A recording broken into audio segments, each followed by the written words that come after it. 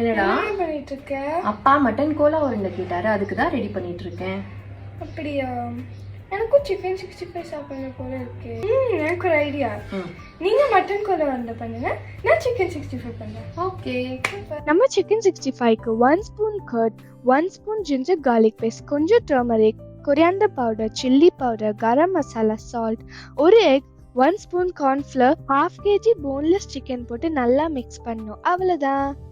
அடுத்ததான் நம்ம கோலா உருண்டைக்கு வந்துட்டு சோம்பு, பட்டை, கிராம்பு, ஏலக்காய் போட்டு ஒரு பவுடர் ரெடி பண்ணி வச்சுக்கோங்க. இப்போ கோலா உருண்டைக்கு வந்து ரெடி பண்ணிடலாம்.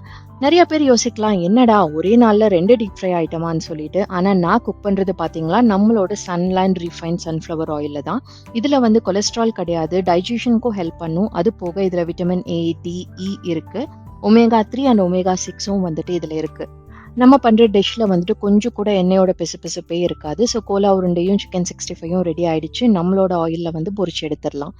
இப்போ சன்லேண்ட்ல வந்துட்டு ஒரு கிவ் அவே கான்டெஸ்ட் போயிட்டு இருக்கு. நீங்க பார்ட்டிசிபேட் பண்ணணும் அப்படின்னா டிஸ்கிரிப்ஷன்ல டீடைல்ஸ் இருக்கு, செக் பண்ணி பாருங்க. ஸோ எண்ணெயில போட்டு சூப்பரா பொரிச்சு எடுத்தாச்சு. பாப்பா ரெடி ஆயிடுச்சு. ரெடியா? ம் பார்க்கவே சூப்பரா இருக்கே. சூப்பரா இருக்கா? நீங்க ஏதோ ஒன்று சொல்லணும்னு சொன்னீங்களே, என்னது? சன்லேண்ட்ல சமைச்சா சக்தி தானாவே வரும். ஆமாங்க, சன்லேண்ட்ல சமைச்சா சக்தி தானாவே வரும்.